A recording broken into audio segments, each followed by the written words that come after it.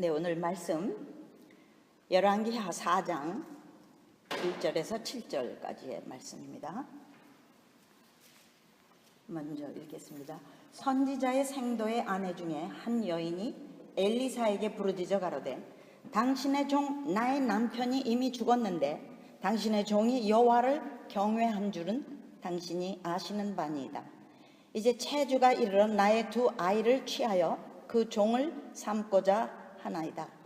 엘리사가 저에게 이르되 내가 너를 위하여 어떻게 하랴? 네 집에 무엇이 있는지 내게 고하라.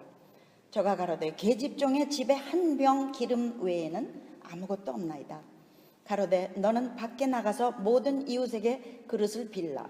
빈 그릇을 빌되 조금 빌지 말고 너는 네 두 아들과 함께 들어가서 문을 닫고 그 모든 그릇에 기름을 부어서 차는 대로 옮겨 놓으라. 여인이 물러가서 그 두 아들과 함께 문을 닫은 후에 저희는 그릇을 그에게로 가져오고 그는 부었더니 그릇에 다 찬지라. 여인이 아들에게 이르되 또 다른 그릇을 내게로 가져오라.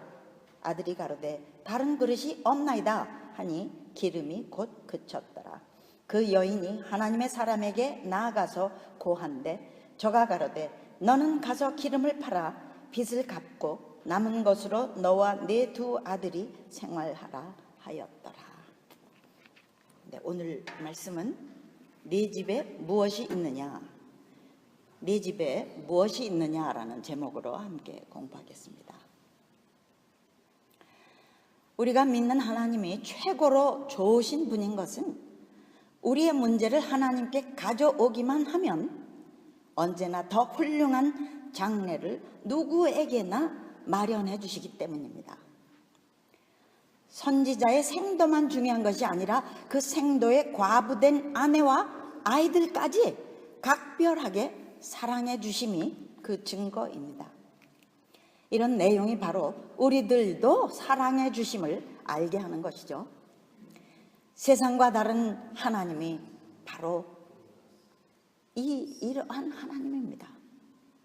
우리의 소망입니다. 오늘 본문 내용을 볼 때 우리가 어느 환경에 속해 있는가가 중요하죠. 이 여인은 환경을 통해 중요한 원칙을 한 가지 알고 있었어요. 물질의 궁핍으로 온 자신의 절박한 상황을 영적인 것으로 해결하는 태도입니다. 영적 세계가 물질 세계를 컨트롤함을 알고 있는 사람이에요. 흔히들 하듯이 자신이 노동을 해서라도 문제 해결을 해보려 하지 않고 선지자 엘리사에게 찾아온 것을 보면 압니다. 이런 영적 추구를 하는 사람에게 우리 하나님은 닥쳐온 빚만 해결해 주실 뿐 아니라 인생이 완전히 뒤집어지는 영적 묘책을 안겨다 주셨습니다. 익사이팅한 일이죠. 모든 생도의 아버지 같은 이 엘리사는 자비와 지혜와 해결책을 차근차근 제시하지만 돈을 주거나 그 채주를 찾아가는 일을 해주지는 않습니다. How can I help you? 내가 뭘 도우랴? 라는 질문은 그 상황을 몰라서가 아니라 그 본인이 뭘 원하느냐를 듣고 싶은 것이겠죠. 하나님께는 본인의 의사가 굉장히 중요해요. 그 병 낫기를 원한 그 남자에게 예수님이 네가 낫기를 원하느냐 하고 물어본 거와 똑같은 거죠.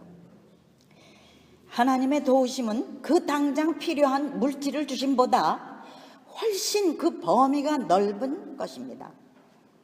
그 여인을 생산적인 사람, functional person, 이 기능적인 사람을 만드시려 하십니다.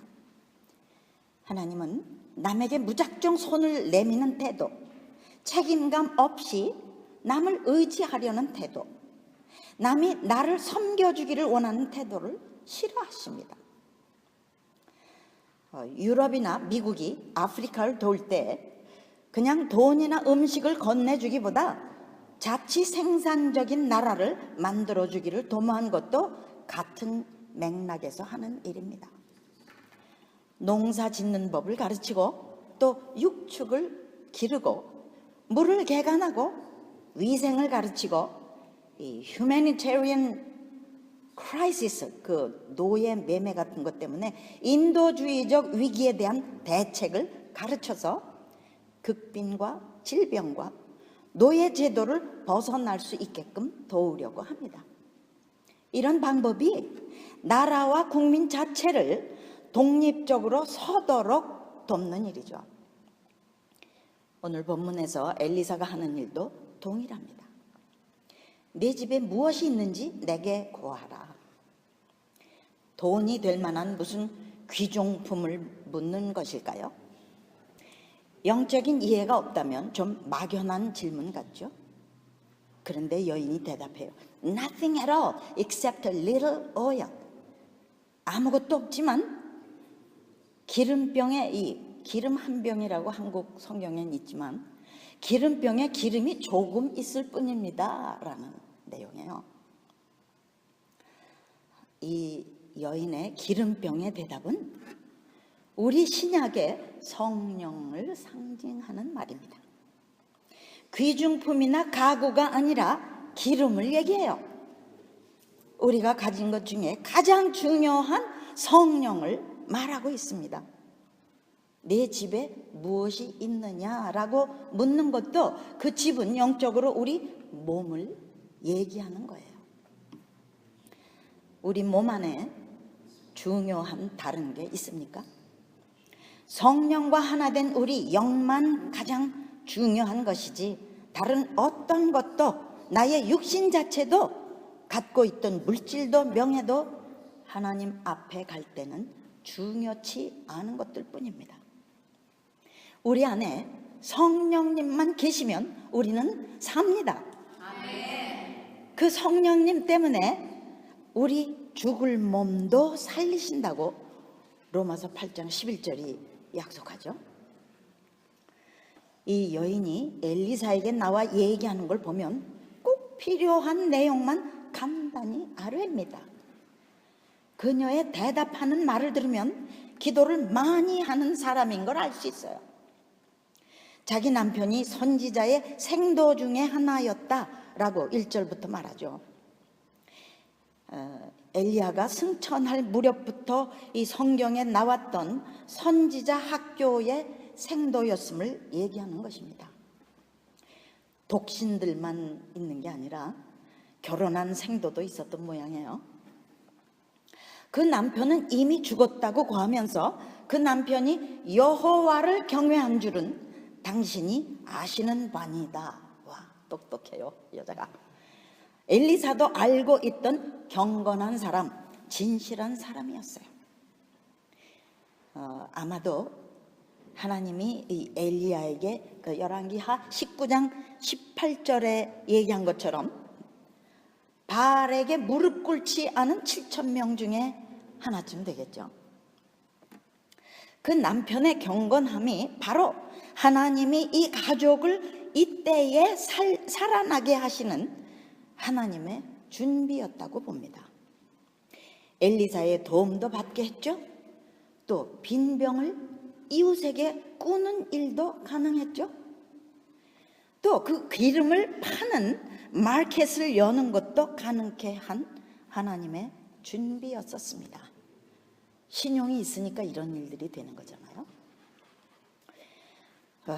그 생도는 남편은 살 때에 매우 가난해서 남긴 돈이 전혀 없었을 뿐 아니라 빚을 잔뜩 지고 세상을 떠났어요. 그런 나머지 돈을 빌린 그 채주에게 빚을 갚지 못해서 두 아들이 노예로 팔리게 된 난감한 상태가 된 겁니다. 출애굽기 21장 2절에 보면 채주에게 노예로 팔리면 동족일 경우에 6년까지 종살이를 하되 제7년에는 자유하게 보내도록 율법이 명합니다. 이 법에 따라 두 아들이 팔리게 된 절박한 지경이 된 거예요. 기도를 많이 해온 이 여인은 큰 소동이 없이도 이 같은 내용을 아주 간략하게 아뢰입니다. 이때에 엘리사가 내가 어떻게 도우랴? 내 집에 무엇이 있느냐라고 물은 거예요. 영적인 사람들은 꼭 필요한 말을 묻고 또 꼭 필요한 말을 대답합니다. 아주 심플하게 성령님을 따라서 일을 풀어나갑니다. 이제 엘리사가 3절에 말합니다. 너는 밖에 나가 모든 이웃에게 그릇을 빌되 조금 빌지 말고 많이 빌어라 라고 말을 해요. 가진 것이 비록 적을지라도 하나님이 함께 하시면 그것으로 큰 것을 얻을 것임을 엘리사는 예견한 것입니다. 엘리사는 하나님을 익히 아는 선지자죠. 이 신약의 어린아이의 오병이어와 같은 내용입니다. 그렇죠? 보잘것없이 보이는 물건 또는 자기 안에 있는 아주 작은 달란트라도 하나님이 역사하시면 폭발적인 일이 일어납니다. 기름이 없는 빈 그릇, 성령이 없는 사람들일지라도 하나님이 부으시면 초대교회에 놀라운 역사가 일어나게 마련이죠. 이런 빈 그릇을 조금 빌지 말고 많이 빌어오라는 말씀. 우리가 작은 양으로 만족하고 말 것이 아닌 것은 하나님은 언제나 모든 사람이 구원받기를 원하시기 때문이에요. 다시 엘리사가 4절에 말합니다. 그 그릇을 빌린 후에 두 아들과 함께 들어가서 문을 닫고 그 모든 그릇에 기름을 붓고 차는 대로 옮겨 놓으라. 이때의 여인을 보면요, 선생님, 기름이 아주 조금 있을 뿐이라고 제가 분명히 말씀드렸잖아요. 이런 말, 이런 계산, 이런 어떤 의혹의 질문이 없습니다. 믿음의 여인이에요. 이 믿음의 스트러글이 전혀 없어요. 우리는 어땠을까요? 이런 때에 인간적인 계산은 일을 완전히 망치는 것이죠. 집 안으로 들어가서 문을 닫으라. 이 얘기는 신약의 마태복음 6장 6절에 같은 말씀이 있어요. 너는 기도할 때에 네 골방에 들어가 문을 닫고 은밀한 중에 계신 아버지께 기도하라. 비밀 이해하는 것이 대부분의 영적 원칙입니다. 어떤 뽐내는 이생의 자랑이나 회방을 막아주는 하나님의 법칙이에요. 잠언 25장 2절을 보면 이를 숨기는 것은 하나님의 영화요 라고 말합니다. 어떤 중요한 일을 이룰 때엔 아무에게도 발설을 하지 않는 것이 지혜입니다. 발설해서 악한 것이 틈타게 되면 다 망쳐버리거든요. 엘리사가 또 말합니다. 그 모든 그릇에 기름을 붓고 차는 대로 한쪽에 옮겨 놓으라. 그 모든 그릇에 채울 만한 기름이 있습니까? 이 여인은 세상에 아무리 하나님이시지만 그런 일이 있을 수 있겠습니까? 선생님, 제가 잘못 들은 건 아닙니까? 다시 한 번만 얘기해 주세요. 이런 응수가 없습니다. 이 여인은 그 당장에 나가서 그 길로 순종해서 일을 해치웠어요. 그런데 도대체 언제 거의 바닥이 난 병에 적은 기름을 따르는 데에 기적이 일어났을까요? 어떻게 어느 순간에 기적이 일어난 거죠?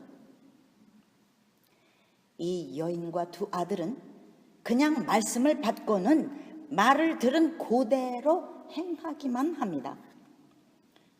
여기서 우리는 환경 교육이 놀라운 걸 배웁니다. 하나님의 일을 가르쳐 온 엘리사의 교육, 또 그 남편의 교육, 남편으로서 또 아버지로서의 경건한 삶이 영향력 있는 것이었음을 엿볼 수 있어요. 예수님의 가나의 포도주의 기적도 똑같습니다. 손이나 그릇을 씻는 그 6돌 항아리에 물을 가득히 채우고 연회장에게 떠다 준 하인들 말이에요. 도대체 언제 그 물이 포도주로 변했을까요? 생각만 해도 오금이 저립니다.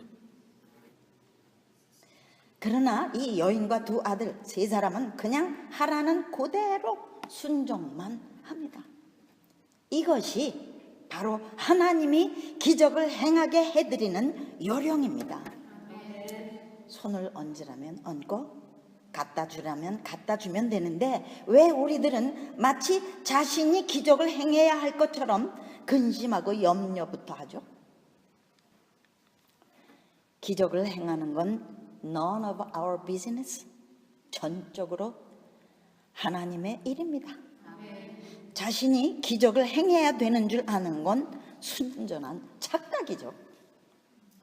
언제 하나님이 우리더러 하나님 역할을 하라고 했습니까? 순종만 하게 되면 아주 간단한 것이 기적입니다. 기적이 일어날 것이냐 아니냐 하는 생각은 걱정도 팔자죠. 맞죠?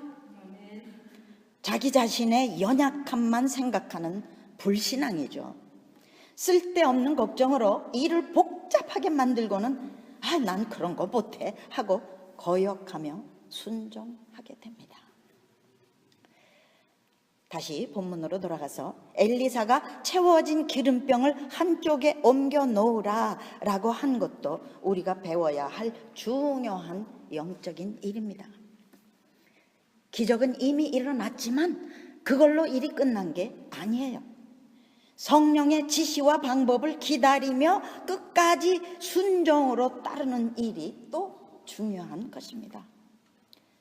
그 기름을 채주에게 빚진 돈 대신 가져다 줄 것인지, 아니면 팔아서 돈으로 갚아야 할지 하나님의 지침을 다시 받아야 합니다. 5절에 보니까 그들이 함께 문을 닫은 후에 두 아들이 그릇을 가져오고 그녀가 부었다고 말합니다. 그녀 자신이 해야 할 일입니다. 그녀가 해야 할 일과 아들들이 해야 할 일이 따로 있습니다. 이것도 성령을 따라서 감지하며 행해야 할 세부적인 일이죠. 주관할 자와 도울 자가 자기 역할을 혼동하면 영적인 질서가 깨어지는 것이죠. 하나님의 사역은 철저한 순종과 질서가 아름답게 펼쳐져야 합니다. 우리도 이렇게 합시다. 첫 발을 내딛기가 어렵더라도 오직 들은 것을 내가 순종만 하면 하나님의 축복이 자신과 주변과 온 세계까지 풍성케 되지 않습니까? 이 생각을 해야죠. 6절에는 이 여인이 그릇을 다 채운 후에 또 그릇을 가져오라 했더니 아들이 다른 그릇이 없나이다 하고 말하자 기름이 곧 그쳤더라. 앞불사, 영어로는 alas.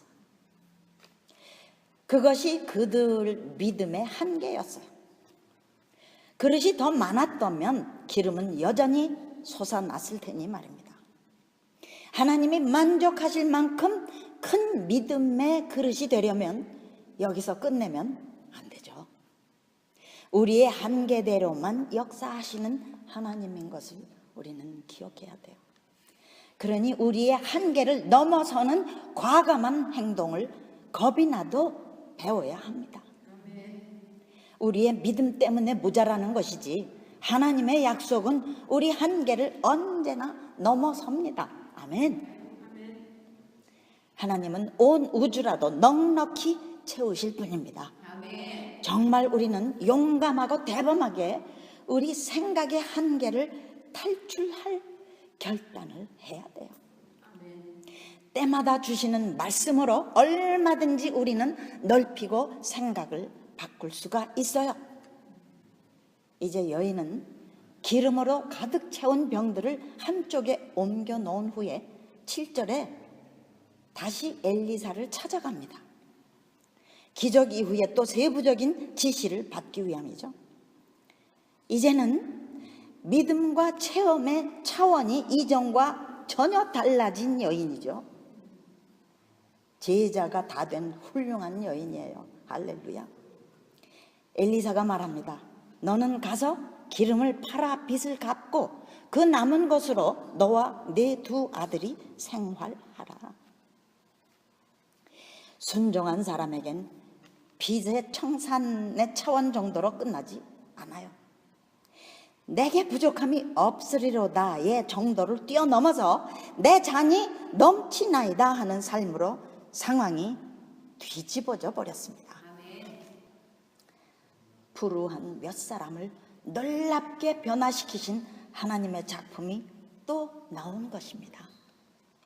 인생이 달라졌을 뿐 아니라 세 사람이 다 다른 차원의 사람들, 남들이 부러워하는 상황의 사람들이 된 것이죠.